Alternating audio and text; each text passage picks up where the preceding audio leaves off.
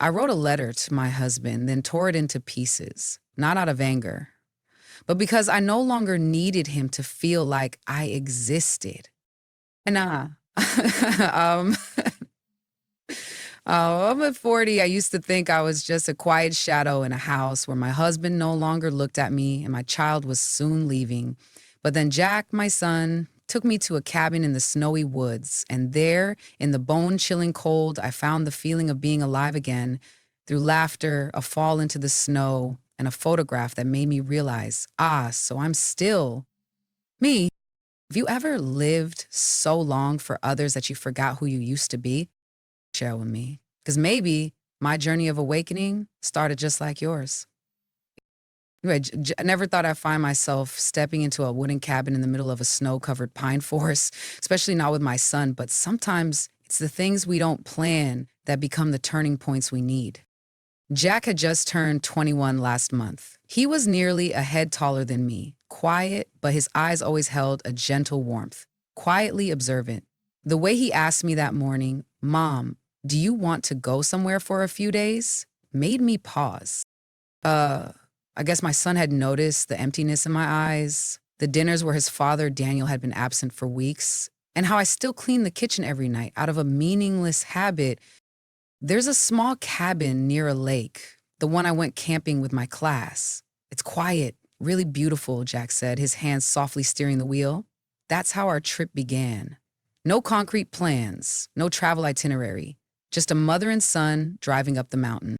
When the car turned onto the snow-covered road, I felt my heart soften. All around us were pine trees, silent and white. The wind whispered through the bare branches, and the cabin came into view. Small, weathered, but with a warmth that felt like memory. Jack quickly pushed the door open.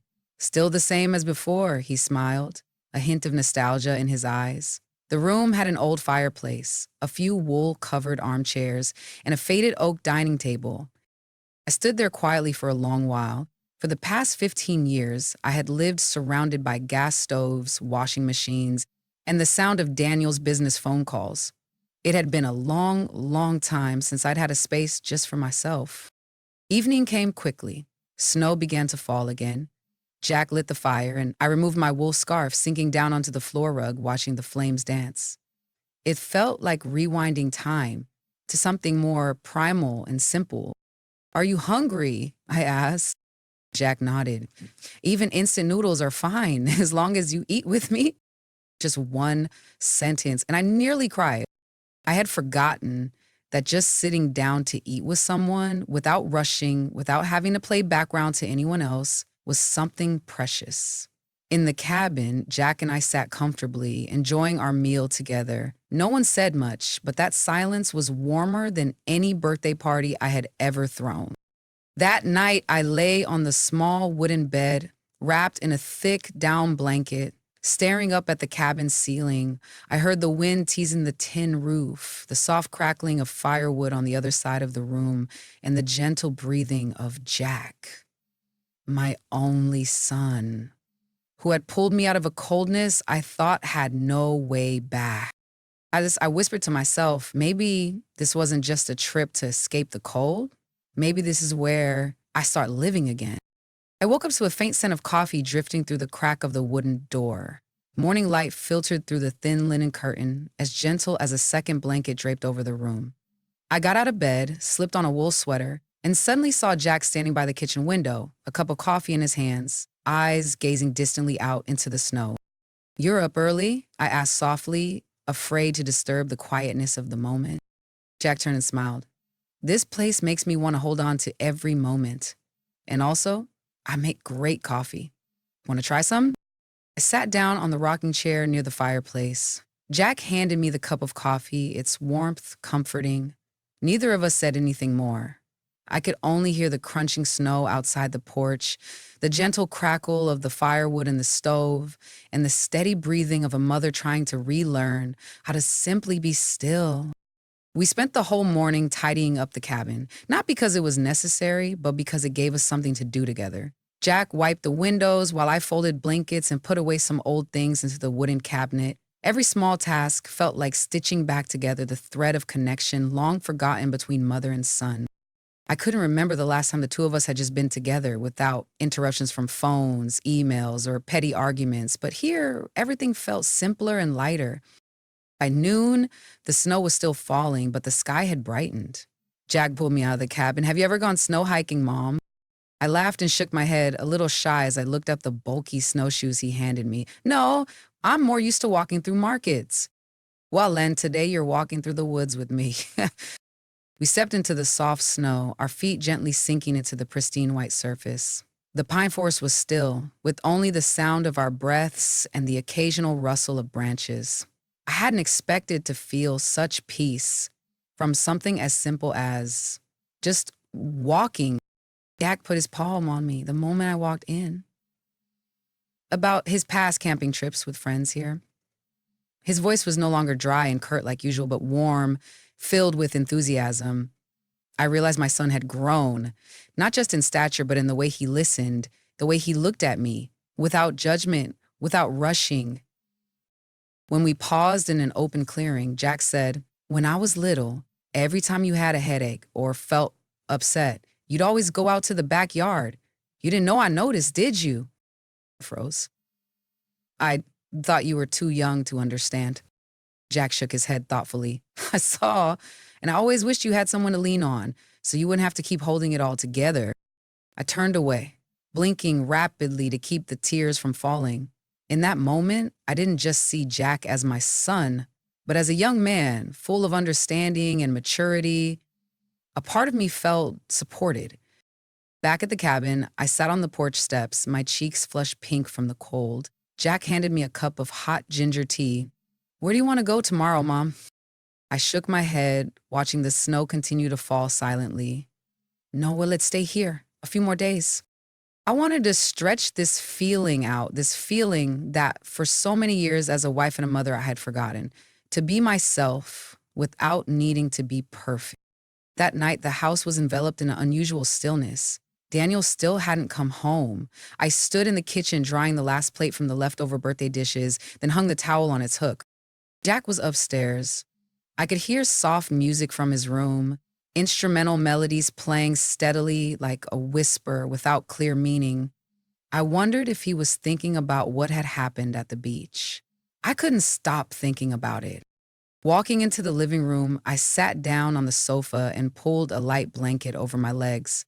Every object in this house was so familiar, from the reading lamp with the broken hinge to the faded wedding photo hanging slightly askew on the wall.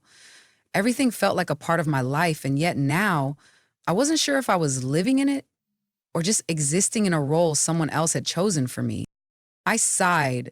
Suddenly, I heard light footsteps on the stairs, and then Jack appeared in the doorway holding a glass of water. "Not asleep yet, Ma?" "I was just about to. You?" "I'm not sleepy either." He walked over and sat beside me, still holding the glass. A few seconds passed in silence. Then I spoke. "Did today feel a little different to you?" Jack looked at me and nodded slightly. "You didn't seem like yourself, a bit distant." I gave a faint smile. "Maybe it's my age. When you reach a certain point, you tend to think more about the things you've lost." "You haven't lost anything," Jack said, and something in his voice made me turn and look him in the eyes. "You're the one holding everything together. Without you, I think this family would have fallen apart a long time ago." My heart tightened. Jack's words were a gentle but painful reminder. Had I really kept everything together? Or was I just pretending not to see the cracks? "Daniel," I hesitate, "your father, do you feel like he's slipping away?" Jack was silent for a long moment, then answered, "I think he's already gone. A long time ago." Closed my eyes, not out of shock, but because it had never been spoken aloud before, and now my own son had confirmed it. "But you're still here," Jack continued, "and so am I. We still have each other." I turned toward my son, grateful for his words. Jack's presence felt comforting and supportive. In that moment, I didn't see him as the small child I once carried, but as a grown man, a man with a heart big enough to see the pain even my husband no longer noticed. I didn't say anything else. We sat there together in silence, listening to the ticking of the clock as if time itself was giving me a pause to reflect, to breathe, and to understand that even if Daniel had forgotten who I was still seen by my own son. I know how long I had been sitting after Jack went back to his room, maybe a few minutes, maybe an hour, but when I finally stood up, the usual haze and weariness suddenly lifted, as if someone had pulled a heavy curtain off my mind. I walked into the bathroom, turned on the light, and looked straight into the mirror. The face staring back at me was no longer the youthful woman in the old wedding photo. That I'd known for a long time. But tonight, for the first time in years, I truly saw myself. Not already. Not Daniel's wife. Not Jack's mom. It's just me, a woman slowly losing herself in the quiet of days when no one asked how she was, in the dullness of wordless meals, in the kind of silent sacrifice so constant that even she had forgotten it was being made. I braced both hands on the sink and exhaled sharply. A slight chill ran down my spine. It wasn't pain. It was clarity. I remembered the early days of being a wife, a mother. I once had dreams, opening a small bakery, writing a book, learning another language. But bit by bit, I had folded all of it into family dinners, into Jack's good behavior, into Daniel's work schedule. I had lived for everyone else and forgotten this one truth. If a woman no longer lives for herself, she disappears, even if she's still present in every family photo. A tear rolled down my cheek, but this time it wasn't a tear of self-pity. It was a tear of awakening. I no longer wanted to be the invisible part of this house. I didn't want to be the woman Daniel was merely grateful for her patience. I didn't want to be the mother Jack looked at with quiet sadness as he watched her fade into silence. I wanted to find my voice again. I wanted to choose a day filled with music, curiosity, something that made me smile for no reason at all. I wasn't sure what I would do, but one thing I knew, tomorrow would be different. I looked at myself in the mirror one more time. The dark circles under my eyes were still there, but there was a glimmer of something, almost pride. I didn't need to be younger, prettier, or praised by anyone. I just needed to live true to what I really felt. That night I lay down and closed my eyes, not with anxiety or regret, but with a fresh, powerful sense of calm, as if I had just come through a storm and was standing in the first light of dawn. I had just started to doze off when the phone rang, sharp and cold, as if pulling me back to earth from a dream left unfinished. I glanced at the clock. 2:08. Hey, I jolted upright, my heart pounding. Jack? My son's name was the first thing to flash through my mind. Instinctively, as a mother, I grabbed the phone, my voice trembling. Hello? On the other end was a deep, urgent male voice. Are you Daniel's wife? I froze. Yes, what's going on? We're calling from the Central Hospital. Your husband, Daniel, collapsed while working late. He's currently being treated in the cardiology emergency unit. Can you come right away? I stood there stunned and could only say, I'm on my way. I drove through the night, my hands gripping the steering wheel tightly.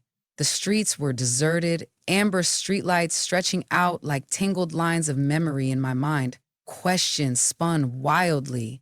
Is Daniel okay? Had there been any signs? Why didn't I notice? But what surprised me most was the feeling in my chest. I wasn't afraid of losing Daniel. I was unsettled because something hadn't been said, something unfinished, even though I thought I had let it go. I arrived at the hospital and rushed into the waiting area, my eyes fixed on the closed doors of the emergency room. A few minutes later, a young doctor stepped out and removed his mask. He's out of danger now. Luckily, you got him here in time. I nodded in thanks, but my heart still wouldn't slow down. When I was allowed in, Daniel was lying there, pale, exhausted, the face I had known as cold and distant, now strangely vulnerable. I stood still for a long time before sitting down beside him. Daniel opened his eyes and looked at me. There was nothing dramatic about it, just a tired and honest gaze. He whispered, I'm sorry for everything. I didn't know what to say. In that moment, all the anger, the emptiness, the disappointment I had held on to seemed to scatter. Daniel, the husband I thought had disappeared into his work, was here at his most fragile, and I, the woman who had just begun to remember who she was suddenly faced with the question, if he truly changes, what will I do? That night, sitting by the hospital bed, I didn't sleep. But I no longer felt the urge to run. I wasn't sure what would happen with Daniel, with me, with Jack. But I knew one thing. Every journey of awakening must pass through interruption, because it's in those moments that we truly understand where we want to go. A week after Daniel was discharged from the hospital, the house became strangely quiet. No more slamming doors in a rush or midnight phone calls. Daniel started working from home. The doctor said he needed complete rest for at least 3 weeks. He accepted it reluctantly. As for me, I didn't know what to do with the space that now existed between us. I still got up early as usual, made coffee, tidied the kitchen, prepared breakfast for Jack. But now, Daniel also sat there, in the spot where only an empty chair used to remain. We exchanged polite glances, a few health questions, then silence once again filled the kitchen. That afternoon, when Jack went out to meet his friends, I stepped into Daniel's temporary office. He was staring out the window, as if something out there might save him from the things left unsaid. I spoke first. Wait, we need to talk. He turned around, eyes tired, but not avoiding mine. I sat down in the chair across from him. Neither of us said anything for a long while. Then I asked, did you ever realize how lonely I've been? Lenya looked at me, this time for longer, then nodded. Yes, but I didn't know what to do with it. Work was the only thing I felt like I was still good at. I gave a dry laugh. What about me? What about Jack? What about all the dinners I waited for alone? And he didn't respond. He only looked down at his hands, as if he could find the answer there. I know you're angry, Daniel said slowly, but I was afraid that if I stopped, I'd have to face the truth, that I'm no longer the man you once chose. My chest tightened. In all the years we lived together, Daniel had never let any cracks show in his armor. Until now. I took a deep breath, then said, I don't need someone perfect. I just need someone truly present. Daniel looked up. For the first time in many years, his eyes were misty. I thought I had lost you, Daniel. But you know what? The scariest part was I had already lost myself before that. And that conversation didn't end with any resolution. But it was an honest beginning. No grand gestures, no promises. We didn't embrace and cry, didn't try to rewrite our old love story. But for the first time in a long while, we saw each other not through roles, not through obligation, but through real eyes. That evening, as I stood by the kitchen window, Jack came home. I turned to look at my son, still the boy I once knew, but growing with each passing hour. And I knew perhaps this healing journey wasn't just for me and Daniel, but like for an entire family, one that once thought it was already broken. Jack didn't ask anything when he saw Daniel and me sitting at the dinner table that evening. His gaze swept over us, a mix of surprise and caution, as if he were looking into a familiar room where all the furniture had been rearranged. The leaves the floor. I handed him a bowl of soup, my hands slightly trembling.